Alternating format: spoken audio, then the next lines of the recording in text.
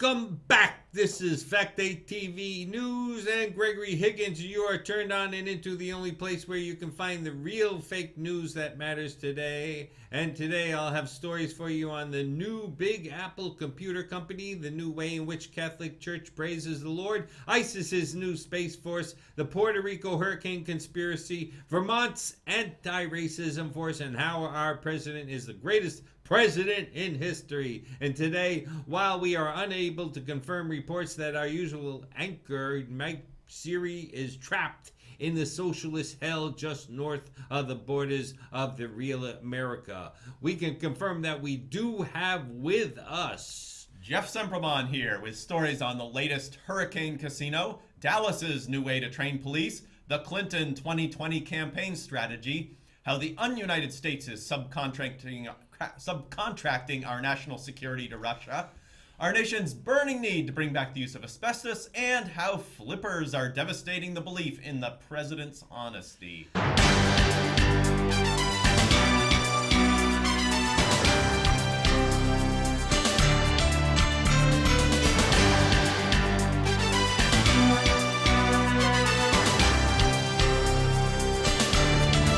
And Jeff is going to open us up with our first story.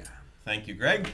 In the wake of the ongoing devastation caused by Hurricane Florence, the news has largely overlooked the recent response to Tropical Storm Gordon, which hit Mississippi and Alabama earlier this month.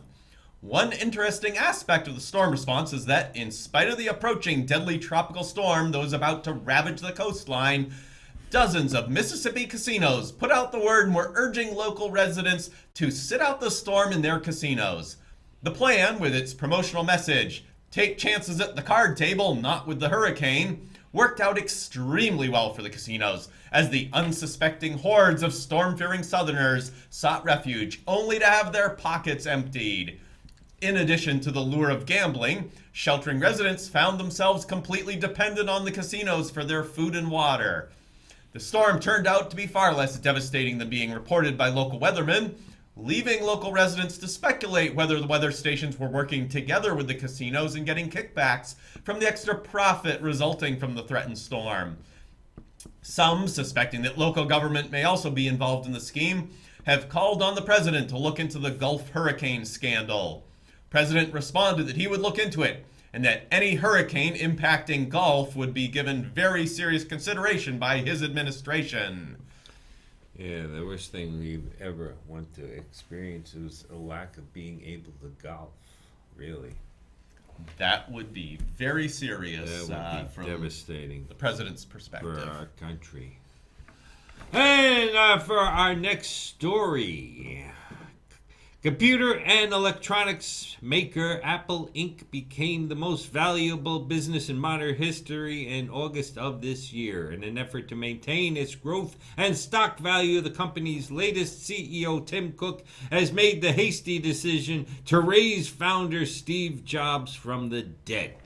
Industry watchers claim that Cook succeeded in raising Jobs in a late-night ceremony using a specially designed iPhone resurrection app designed by Apple programmers and a group of voodoo worshippers. Upon rising from the dead and being returned to Apple headquarters, Steve Jobs reportedly went straight to work, and in order to maintain Apple's financial momentum, made the bold move to purchase all of Indonesia and turn the inhabitants into Apple employees. Reports leaked from inside sources claim that Cook has also since employed a cleanup crew to follow Jobs as he is heard to be leaving a disgusting trail of decaying flesh across Apple's sterile workspace. Formerly sterile workspace, I think. I guess they'll have to keep mopping that stuff up. Wonder how they selected Indonesia. A lot of productive people there, I guess. It could be. And Jeff, you have a story on training policemen. Yes. Dallas. We have received notice that the police department of Dallas, Texas, has completed their internal investigation of a recent incident in which one of their officers, arriving at what she thought was her home, but was in fact an apartment on a different floor of the building, shot a man to death when he failed to comply with the officer's instructions. Department has declared the tragic shooting death to be due to a lack of adequate training and not due to any improper action on the part of their officer. We hope to learn from this tragedy, announced Chief of Police U. Renee Hall. Starting immediately, we plan to implement training that will be mandatory for all officers to prevent such accidental shootings in the future. Their chief presented a PowerPoint presentation outlining the new training program, which will teach officers previously overlooked guidelines on how to distinguish their own apartment from similar-looking apartments that may be occupied by others. Some of the factors pointed out are how to pay attention to floor and door numbers, checking for clues such as rugs, welcome mats, or footwear outside the door, whether or not the door opens with the officer's key, and once the door is open, whether the arrangement of furniture and decor matches that of the officer's home. The department hopes that armed with these new detection skills, officers will be able to quickly determine whether the person they confront in an apartment is a dangerous intruder lying in ambush or merely a random citizen moving about in their own home, before the officer decides whether to shoot them. You know what? That's progress. It is absolute progress, but I know a fire way to stop this from happening. Have a welcome mat that says, please don't shoot. That would help a lot. Anyway, Hands up, don't shoot. hands up. Right on a welcome mat. That sounds like a product we should consider be offering. selling. Yeah, that's Yeah, our lineup is a little thin on products this week. unorthodox products. Next week we'll have that on our show. Anyway, for my next story, the Roman Catholic Church these days, or should I say as always since its inception, has been a sanctuary for deviant, pedophile, and generally predatory behavior by Catholic priests. Their abuse of authority and ongoing conspiracy to protect sexual predators and avoid accountability have unfortunately caused significant pain and suffering to endless numbers of Catholic boys and girls throughout the centuries. Well, this is it. The point has come where all these sexually deviant Catholic priests have decided to come out of their confessionals and tell the truth to the world. That's the trick. They've all got together and decided they can't take it anymore, and there's no use in hiding any longer, seeing that the whole world knows the truth. They've made a holy decision to take their confessions out into the streets. Catholic priests have seen how homosexuals, transsexuals, unwed mothers, divorcees, and others whom the church considers to be debased, perverted, sex-crazed sinners have gained acceptance by refusing to hide in their closets in shame, and now they want their own pride parade to force the public to accept them as they are. So this is it. Here they come. The Catholic clergy is now in the works and is now organizing a pedophile, sex addict Catholic priest Pride Day. That's right, a highly organized Catholic priest Pride Day with their very own parade starting at St. Patrick's Cathedral in New York City and going straight down Fifth Avenue to Christopher Street in Greenwich Village, where they will have an all out, no holes barred, all invited Catholic flying orgy in the middle of the street. Oh, God help me. Yeah, all invited, but how many really plan to attend? I don't think I'll attend. I wouldn't even want to watch that one, that's for sure. Well, now, next to the orgy, we have a Clinton campaign strategy. And Jeff, you got that. Natural segue there. Fact 8 TV News has received information from an unnamed source that claims to have received the information from the Hillary Clinton 2020 presidential campaign. The leaked information sets forth the campaign's planned strategy, which focuses largely on the influence of Russian meddling in U.S. elections to prevent her from being elected, even though it was her turn. According to the information that we've received, the campaign not only points out Russian interference with the 2016 election, which is well documented, but also claims that Russia interfered in the 2008 Democratic primary, at last explaining how an obscure, inexperienced one-term senator with an un-American name was able to defeat Senator Clinton. The campaign plans to point out the Russian meddling as an effort by Putin to weaken and divide the country, depriving us of a president who they know would be an effective leader who would unify the country.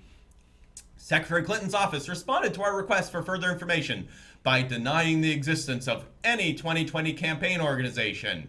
However, they did agree that Russian meddling was likely the cause of her 2008 and 2016 defeats, and that Clinton was likely seen by the Russians as a threat, primarily due to her potential to serve as a strong and respected leader for all Americans, even those who are deplorable or irredeemable. Thank you very much for that story, Jeffrey. So, looks like Clinton Trump in 2020 if he's still in office.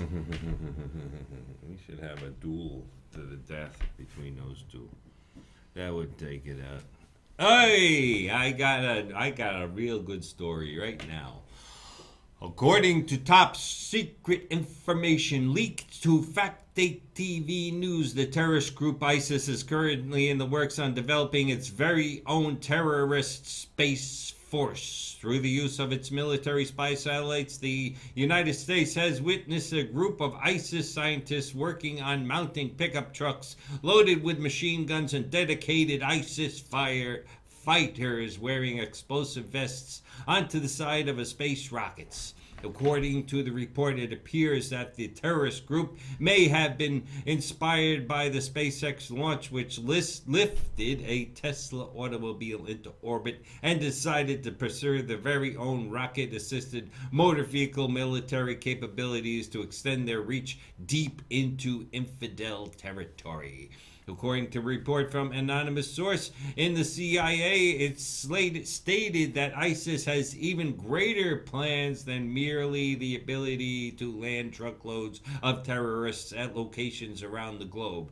Some analysts have intercepted communications suggesting that ISIS plans on flying directly into a black hole in space where they will detonate themselves, die, and be reincarnated as war gods that will then return to Earth with their 62 virgins that they will immediately impregnate, turning their offspring into an army of vicious, bloodthirsty demigods who will proceed to cleanse the earth of all unclean infidels.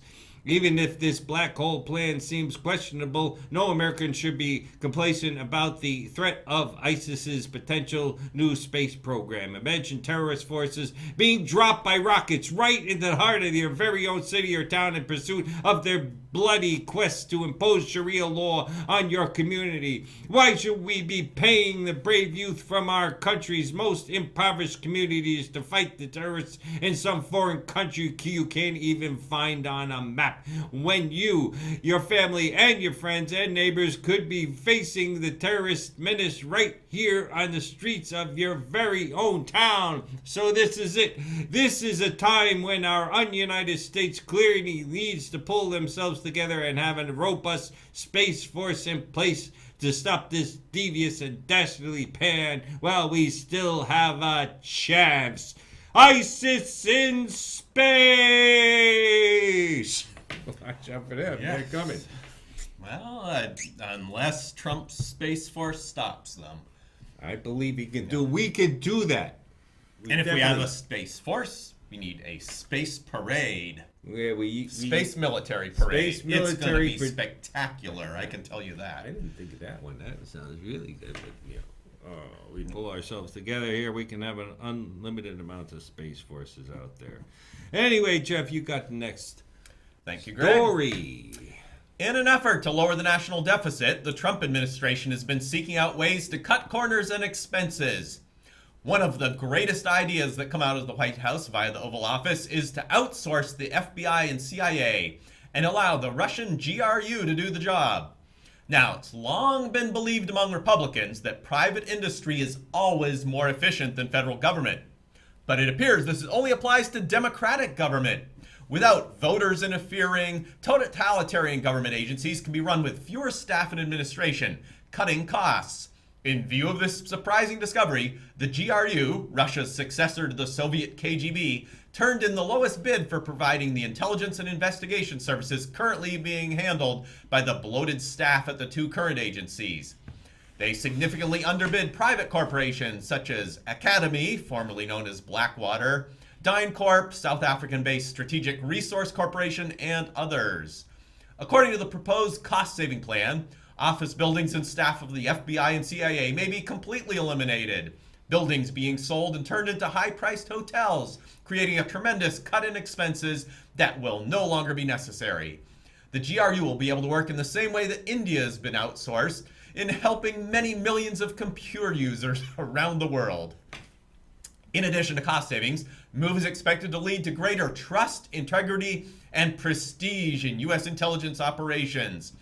Unlike our close allies, the Russians, who helped us to fight the Nazis and win World War II, the current FBI and CIA has been viewed by many, including the president, as being a large group of incompetent losers and liars that do nothing but create conflicts, divisions that are undermining and driving a spike deep into the heart of our country that could put an end to our great nation. That's it. No more with Trump's plan to outsource. We'll restore prestige once again and save money doing it. Bring our country back together, eliminate those guys from the CIA, the FBI. They do nothing but make a mess of everything. So that'll be it for them, for sure. All right.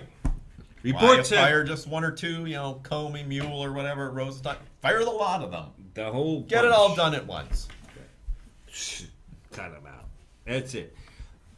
And for my next story, reports have come in through a variety of liberal sources that the Trump administration has miscounted and discounted the actual death toll from Hurricane Maria as part of the fake news media never-ending attempt to attack and undermine the current administration. The non-stop liberal attacks have been doing nothing but attempting to halt the positive progress that the Trump administration has been attaining in strengthening our country. Their jealousy and undisciplined discontent is extremely shocking and disgusting. Reports have been coming in from across Puerto Rico that the commie-sympathizing liberals have actually seen to it that many of the sick and injured as a result of Hurricane Maria have been denied access to medical attention and desperately needed medical supplies, increasing their murderous death toll of survivors in order to inflate the numbers of the dead just to make Trump look bad. There is even evidence that some Puerto Ricans were so consumed by their hatred for President Trump that they actually took their very own lives to cast aspersions on the administration's response to the disaster. These sickening attempts to disparage Trump and discourage his loyal supporters from maintaining their admiration for the president can be described as nothing but treasonous and need to be acted upon immediately. Although in the case of those who killed themselves to make him look bad, the options for dealing with that seem rather limited at this point. Death is very limited. That's for sure. Oh, and Jeff, you got a story about asbestos coming back into use. Yes. Production. As wildfires rage across much of the West, officials in California, Washington, and Oregon are praising the recent decision by the EPA under President Trump that loosens restrictions on the use of asbestos. Politicians who've sharply criticized the administration in the past are welcoming the decision to repeal bans on building materials containing the fire-resistant material, and are calling for even looser restrictions as they look forward to using asbestos in both new construction and remodeling projects in their fire-ravaged states. Who cares if you're increasing someone's risk of getting some weird lung disease in the future, if you're at greater risk of being burned to death now? Asked California Building Inspector General Rock Shulman. It's worth the risk to start building homes that can stand up to wildfires, he said.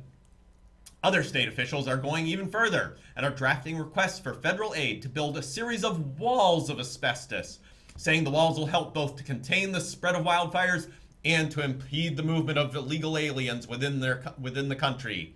They hope the Trump administration will aid the push for big, beautiful, fire-resistant asbestos walls, which are planned to extend across large portions of the West Coast states to contain fires.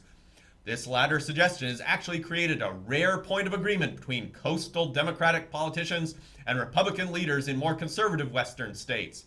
Several Republicans have joined these calls for huge asbestos walls and asked that they be placed to separate liberal voting coastal areas from the rest of the country to discourage travel between the areas. Some have even suggested that the fireproof nature of the asbestos walls will be necessary to protect the rest of the country when God finally passes judgment on California for its tolerance of homosexuality, gun control, compassion for illegal immigrants, and other unchristian values, and rains down fire upon the unrepentant sinners living along the coast. That's right. God, and it'll create jobs. That create jobs. That's something everybody needs, except for the illegal aliens. We don't want them working. We want to send them back to where they came from. Can't have them stealing. They can do jobs in their own countries. That's right. And go through the process to come in legally. Mm-hmm. And if it takes 20 years, that's 20 years they could be working productively in Mexico. That's right. Or Guatemala, Honduras, those countries that nobody's ever heard of. Yeah. Go mow their own lawn. Pick their own vegetables and fruits and stuff like that. Anyway, I have our next story. And on a recent confrontation occurring in Battery Park in Burlington when a group of unarmed African-American males gathered together with signs to protest racial injustice on the streets of Burlington and throughout Vermont. The group listed a number of complaints, including the recent withdrawal from re-election of Kia Morris, a state representative from Bennington, in response to racist threats and abuse she has received, and including studies showing that throughout the state, African American motorists are more likely to be stopped and searched. However, the protest did not last long, as the men were very quickly confronted by a large group of heavily armed white males. Seeing they were greatly outnumbered, the African American men decided maybe this isn't such a good idea and went home. The counter-protesters declared victory, claiming that Vermonters are not racist, and immediately threatened to beat up anyone who says they are. Our message isn't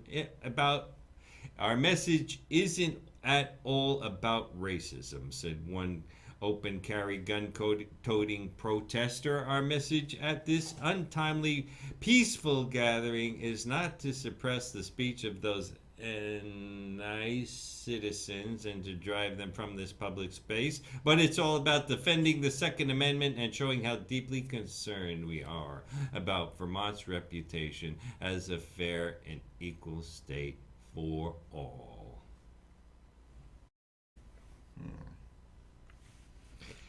Yeah, just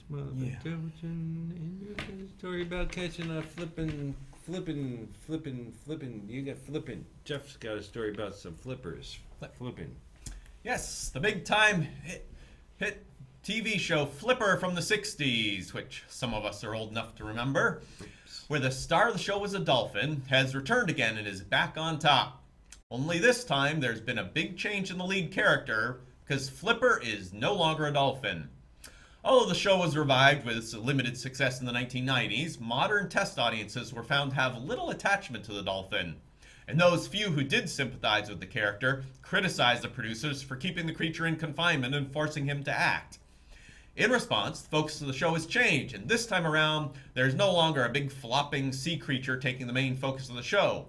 In the new show, the big floppy creature is not swimming in the ocean, but rather is swimming in and out of the life of our dear old President Trump in the White House.